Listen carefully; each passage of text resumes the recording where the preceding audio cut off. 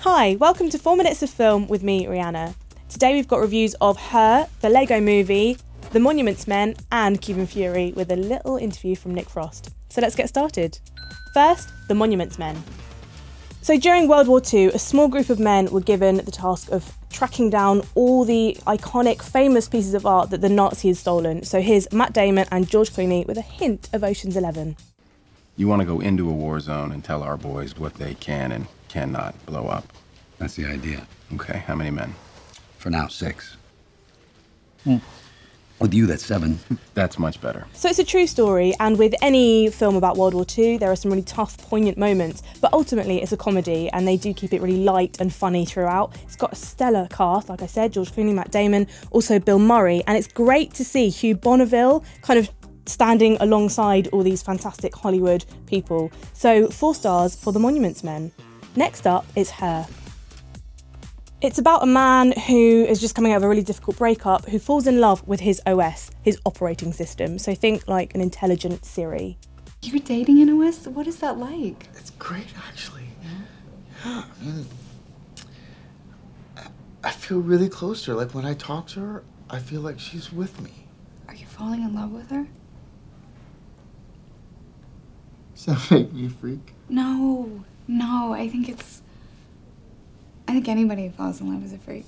It's a film that's been nominated for Best Picture at the Oscars, and Joaquin Phoenix has to convince us that he's in love with something that isn't really there in body, but she is voiced by Scarlett Johansson, so you can kind of understand why he falls for her. It's also really unsettling, a look at how computers and technology is taking over our lives, and although it's a futuristic look at what could happen, it's so close to what actually could happen.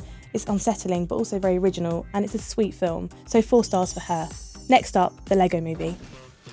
It's an epic, original kids animation from the guy who did Cloudy with a Chance of Meatballs and, weirdly, 21 Jump Street, about an ordinary construction worker called Emmett who has to become the special and save the world from Lord Business who wants to take over and stamp out everyone's creativity because he's a follow the instructions kind of guy. And it's got loads of great Lego characters that you'll recognise, including Batman.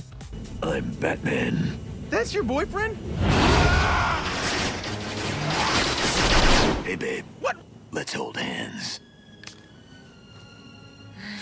So, hey guys, I think we're about to crash into the sun. Yeah, but it's gonna look really cool. It's incredibly unique and nostalgic for adults who used to play with Lego when they were growing up. It's very clever, it's witty, and you will definitely come out singing this. I mean, it's really, really catchy. If you're going to see one kids film this year, make it this one. 5 stars for The Lego Movie. And finally, Cuban Fury.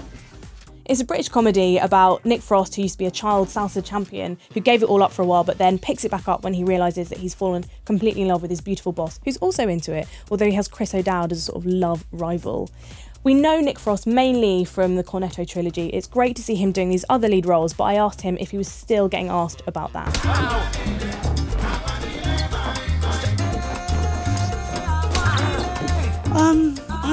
I mean, I don't think they ever... No, I mean, I'd be relieved if people stopped asking for a 3rd series of Spaced. Right.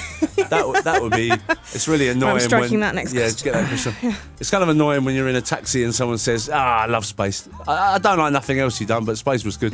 That was 12 years ago. I think we're chuffed that we have made something that people want to talk to you about and are happy that is in that those things are in the world, you know.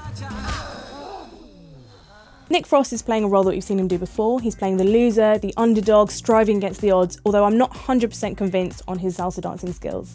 It's got a really strong support cast: Olivia Colman, Chris O'Dowd, Rory Kinnear. It's a little bit cliched and clumsy at times, but it's also light and fun, so 3 stars for Cuban Fury. Next week, I'm going to be joined by Colin Farrell for his film A New York Winter's Tale, and we'll have found out who's won at the BAFTAs. So join me next week for another 4 minutes of film, and if you like what you saw today, click here to subscribe.